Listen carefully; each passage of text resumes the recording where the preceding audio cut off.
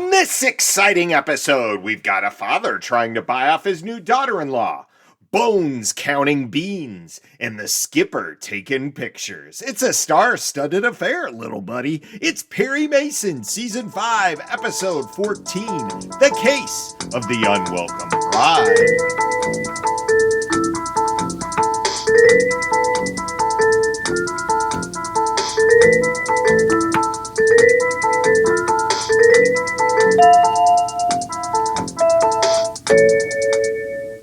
Welcome to the Perry Pod. I'm your humble host, Jonathan Searcy.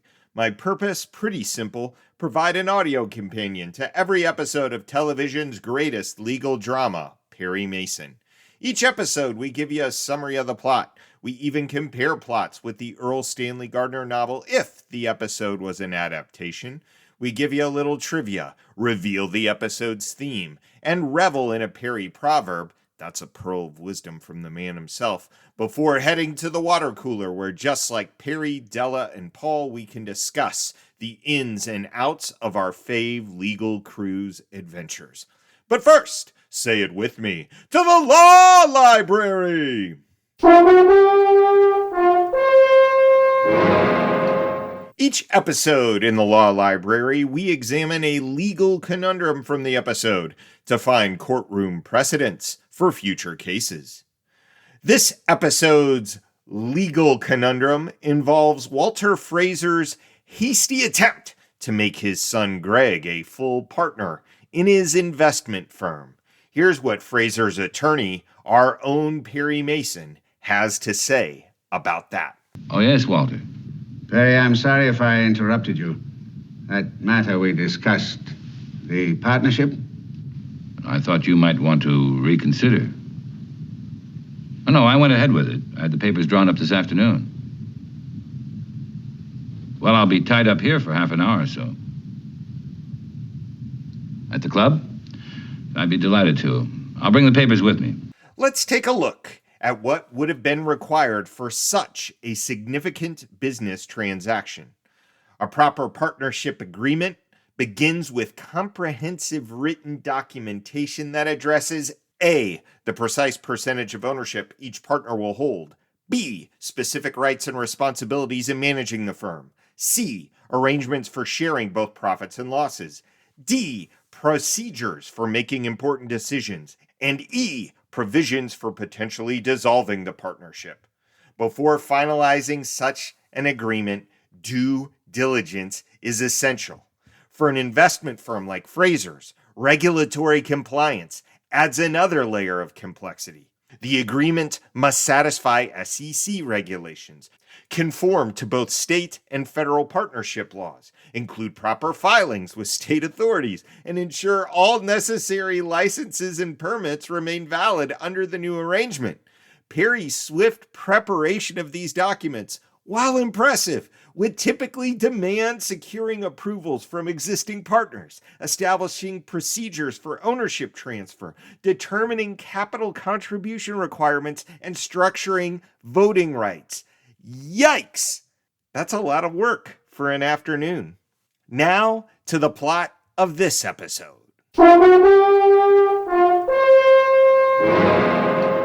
The Case of the Unwelcome Bride.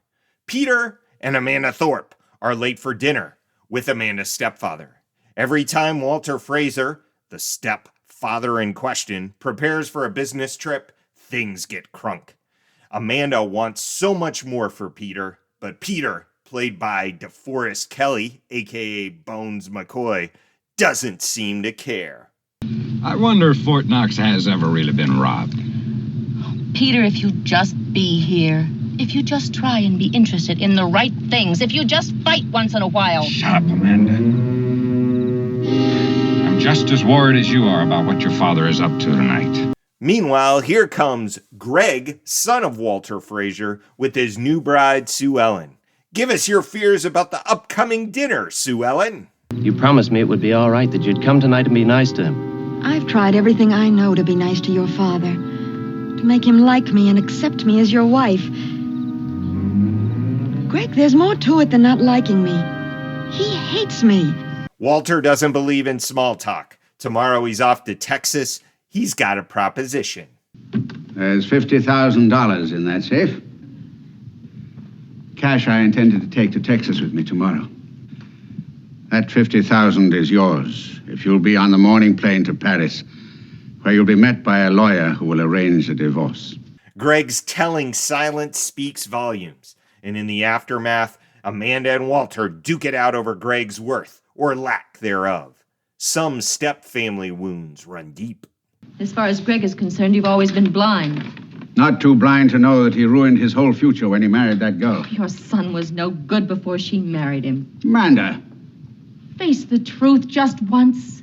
Please, just once. See him for what he is. Your son is a spineless, no-good drifter. my son, that's it, isn't it? If he were your own flesh and blood, you wouldn't talk like that. Sue Ellen seeks refuge at Club Baroque with Joe Medici. What's the connection there? You're married to nothing but your own sense of loyalty. No, just listen. Now, look, sometimes you guess wrong about people. I did myself about that kid. You put your money on a fancy-looking nag who turned out to have 3 left feet, that's all. No, Joe. After we were married, he got a job. He was doing very well. Sure, for just about 2 weeks. Then, boom, back to the booze, bang tails, and betting with money he didn't have. Meanwhile, Fraser's visiting Perry Mason about partnership papers. At the club? I'd be delighted to. I'll bring the papers with me. Right, Walter? Well, this is certainly a poor substitute for the chicken cacciatore you promised me. When Greg catches up with Sue Ellen at the Baroque His True Colors show, $100 a week as an office boy sounds better than standing by his wife. The only job I'm interested in is one that leads to my old man's money. Even if I have to go back as a glorified office boy at $100 a week. You really would go back. You bet I would. And who's that watching from the bar? Hey, little buddy, it's Private Detective Lon Snyder, professional observer. He says, I know you would, but I said, I can't find the first one. At that rate, you'll reach the blackout stage in record time. Amanda returns to the Walter Fraser mansion for one last conversation with Greg. Father was right. He certainly was in betting that you'd take the course of least resistance, the easy way. Your father only gambles on sure shots. Loyalty and service mean nothing to him. Peter's worked for him for 15 years, but that doesn't mean anything. Greg isn't fit to be an office boy. Give a partnership to Greg. But someone else had plans for Greg that night. Permanent plans. What have you done? What have you done to my son? Lieutenant Anderson and Lieutenant Tragg have some physical evidence. There were tennis shoes in Greg's car trunk that match a series of local burglaries. A trunk in the same car Sue Ellen was driving that night. They meant something to Sue Ellen. You see, she remembered seeing a pair of tennis shoes in the trunk of Greg's car. Tennis shoes? The tennis shoes with the distinctive tear in one sole. In Greg's car? The police caught her driving off in the car, found the tennis shoes in the car. Now the police think that your son and Sue Ellen were involved in the robberies. But now, after Greg's death, Walter's mind changes about his daughter-in-law. Perry, are you convinced that Sue Ellen didn't kill my son? Yes, I am.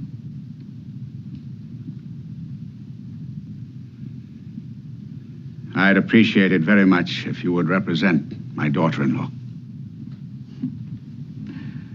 I agreed to represent her an hour ago. In court, Perry's got Della working overtime on a time chart. Every minute counts in this case. This display is merely a more visually graphic representation of that vital timetable and is not in any manner intended as evidence. Well, I see no objections to its use. Mr. Berger? Well, certainly not, Your Honor. If the defense feels that it needs training aids to visualize how formidable our case is against the defendant, We will accept the prosecution's acquiescence without the editorial. Continue, Mr. Mason. Meanwhile, Paul Drake is on the hunt for Lon Snyder. Don't go on a 3-hour tour, Paul. You might not make it back. Paul, how do you like high altitudes? You want me to jump off the balcony? No, I want you to take the next jet plane to Houston, Texas. Perry's relentless questioning breaks Joe Medici on the stand. Those burglaries, he and Greg were partners. Say what? Mr. Medici, a clock was broken in the struggle with the decedent at 10:45, which puts you squarely on the scene of the murder at the time of the murder. I didn't kill him, so help me. All right, I was mixed up with him in a couple of burglaries, but I didn't kill him. Greg was alive when I left. The truth finally emerges as Lon Snyder testifies that he wasn't just taking pictures of Sue Ellen for Frazier, he was photographing something more valuable in that safe. Walter Fraser's business trip to Texas to buy oil land. Now, wait a minute, Mason. Just before court convened, I received a telephone call from Mr. Paul Drake, confirming the sale of land recorded in Texas the day following Greg Fraser's death. Choice oil lots, secretly listed in the geological reports in Walter Fraser's safe. But I didn't steal them. No, Mr. Snyder. You didn't steal them. You simply photographed them and then returned them to the safe. Now, was that before or after you murdered Greg Fraser? I didn't mean to kill him. He jumped me. It was self-defense. In our denouement, a father-in-law learns that sometimes the unwelcome bride isn't so unwelcome after all. Greg jumped Snyder, they fought, and Snyder killed him. Maybe Greg was trying to make up for some of the things he'd done. You needn't say that, Miss Street. There are some things that just don't need any more explaining. Thank you, Sue Ellen. Thank you. Now, let's get trivial, shall we? Each episode in our trivia section, I give you 3 takeaways. A poll is a subject worth investigating more. Adela is a deep dive on an actor or actress who guest starred in the episode. And finally, a Perry is something we learn about our intrepid hero. Our poll for this episode involves Texas oil dealings in the early 1960s. I received a telephone call from Mr. Paul Drake, confirming the sale of land recorded in Texas the day following Greg Fraser's death. Choice oil lots, secretly listed in the geological reports in Walter Fraser's safe. Our poll prompt: what were standard operating procedures for secret oil deals in 1960s Texas? Look into the practice of top leasing, where companies would quietly secure mineral rights before announcing discoveries. How were geological reports typically handled? What security measures were common? Check out H.L. Hunt's early procedure for keeping potential oil discoveries under wraps. Our Della for this episode could focus on none other than DeForest Kelley, a.k.a. Peter Thorpe. Then you knew the old man was tearing the joint apart again. And there'll be some changes made. And what we need is a little administrative planning around here. Here's 10 about DeForest. 1. Born Jackson DeForest Kelley, January 20th, 1920, Atlanta, Georgia. Son to a Baptist minister, named after Lee DeForest, the pioneering electronics engineer. Young DeForest Kelley initially dreamed of becoming a doctor like his uncle, but couldn't afford medical school. 2. Started his entertainment career as a singer, performed on local shows in Atlanta, which led to an engagement with Lou Forbes and his orchestra at the Paramount Theater. 3. Served in the U.S. Army Air Forces from 1943 to 1946 in the 1st Motion Picture Unit, where he was spotted by a Paramount scout. 4. Made his film debut in 1947 with Fear in the Night, a role that showcased his distinctive arch eyebrows and expressive face. 5. Spent 9 years primarily playing villains in westerns, including 3 different roles in various portrayals of the OK Corral gunfight. He played Ike Clanton, Morgan Earp, and Tom McClary in different productions.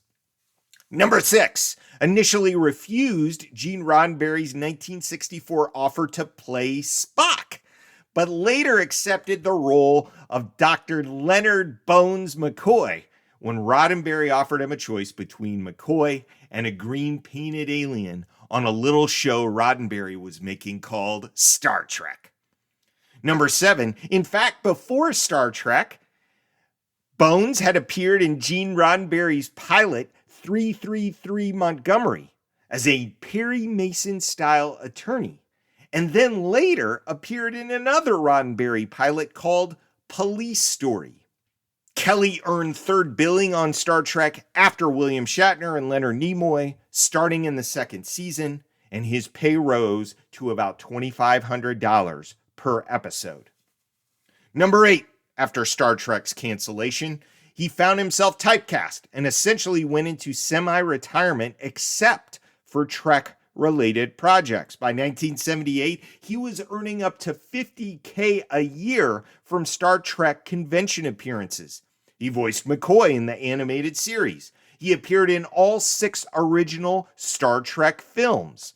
He earned $1 million for his final film, thanks to Leonard Nimoy's intervention, and then made a special appearance as a 137-year-old Admiral McCoy in Star Trek The Next Generation's premiere episode.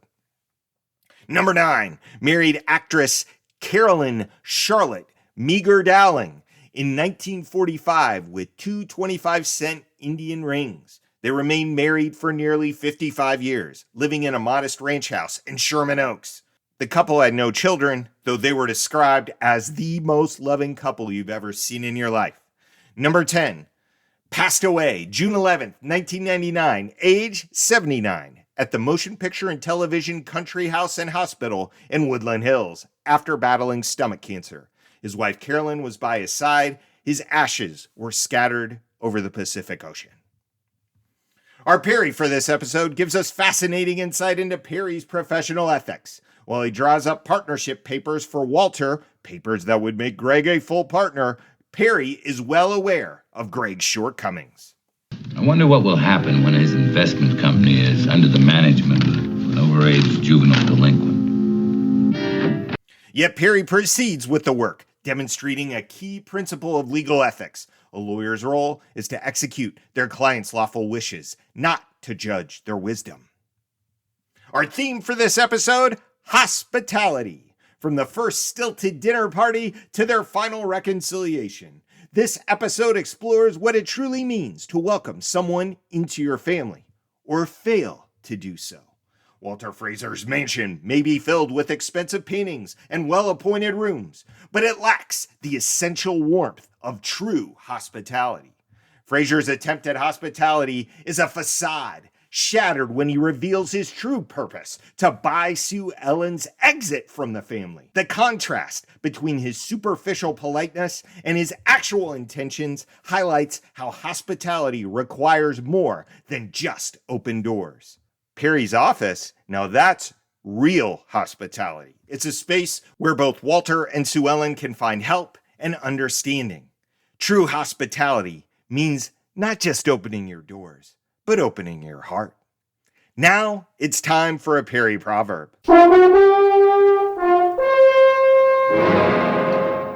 Our proverb comes during a pivotal moment in court when Perry responds to Hamilton Berger's objection about the timeline chart. Your Honor, I don't know what kind of a stunt this is, but... One moment, Mr. Berger. I'm just as curious as you are. Mr. Mason. Yes, Your Honor? Would you be good enough to explain to the court just what it is your secretary is working on over there? Certainly, Your Honor. I believe it will become increasingly apparent as the testimony unfolds that the key issue in this case is the timetable of events. Notice how Perry doesn't just tell the court about timing, he shows them. The chart becomes a silent witness, one that can't be intimidated or confused by Hamilton Berger's barbs. Way to go, Perry! Now, let's grab a swig from the water cooler. There is one thing I don't understand. Go on, Paul. Every time we visit the water cooler, we give you deleted scenes. 3 bits that didn't quite make the episode's final cut. Number 1, a courtroom observer takes over Club Baroque from the soon-to-be jailed Joe Medici and installs a time chart of his own, showing exactly when each act will go on stage and when they'll run aground. Number 2, Lieutenant Anderson spends 4 hours trying to match every pair of shoes found in the Fraser mansion to the burglar's footprints, only to discover he's been examining Walter's extensive collection of identical black Oxfords. Wah, wah, wah, wah. And number 3, Paul Drake gets so caught up in researching Texas oil deals that he starts wearing a cowboy hat to the office and calling Perry partner. Ah, yes, our Paul prompt from the case of the renegade refugee involved who might have been the real model for Nazi Max Kleinerman, and what was the real-world equivalent of the Franciscan retreat in the episode. Dad Drake was on the case. Quote, while more famous escaped Nazis, for example, Joseph Mengele and Adolf Eichmann, come readily to mind, my research indicates that Alois Brunner is a closer match to Max Kleinerman than the other two. He evaded capture and lived under assumed identities. His skill in avoiding detection and his role in organizing deportations parallel Kleinerman's fictional crimes and attempts to disappear. Although all three share elements with Kleinerman, a hidden past, crimes against humanity, and a calculated effort to evade justice, Brunner seems to be the best match. In all candor, because Kleinerman is fiction, he's likely an amalgamation of all three. As for the Sierra Retreat, it was located in Malibu, Cali, operated by the Franciscan Order, renowned as a picturesque setting for conferences, and is still in operation today. The Jesuits, a Catholic order established by St. Ignatius of Loyola, also have retreat venues with beautiful settings. There's the Jesuit Retreat Center of Los Altos, situated in the hills above Silicon Valley, and the Bellarmine Jesuit Retreat House in Barrington, Illinois, located very close to where I grew up. Close quote. Thanks, Daddy-O. Now it's time for a listener letter. We heard from Dave, our UK Perry fan, who had tons of notes on the case of the unwelcome bride. Quote, there's a few notable standouts in this episode. Casey Jones himself, Alan Hale Jr. We even had the episode aired over here in the late 60s, early 70s from memory, so he's quite the familiar face to us Brits of the older persuasion. Then we have DeForest, I'm a doctor, not a suspect. Kelly, making an appearance, but no medical tricorder in sight. We also have one for the Don Anderson spotters. He's usually seen lurking around in the background, but can anyone name the episode in which he has his only speaking part? Hello, Mason. Brit Watch features Torrin Thatcher. He's been in quite a few things, from Perry Mason to Star Trek, Sinbad to Time Tunnel. I had to look him up on IMDb for a few things about him, but I had to chuckle when I saw he had played the role of a German officer in The Next of Kin and was credited as Lieutenant Torrin Thatcher, R.A. I wonder how he managed to swing that with his CO. For the water cooler segment, I could offer in honor of DeForest Kelly this one. Perry saying, I'm a lawyer, not a blank. And Paul saying, I'm a detective, not a blank. You get the gist. End quote. Thanks, Dave. As always, I'd love to hear from you. Have a comment on the episode or the pod in general? Why don't you drop me a line at theperrypod@gmail.com. Next time, property rights get complicated when a river refuses to stay put. When a young woman's land dispute with a developer hinges on finding her long-lost stepfather, things take an explosive turn. Plus, there's a Harry Carey Jr. sighting, ladies and gentlemen. Harry Carey Jr. It's the case of the roving river. Join us, won't you? Until then, this is Jonathan Searcy saying, keep on walking that Park Avenue beat!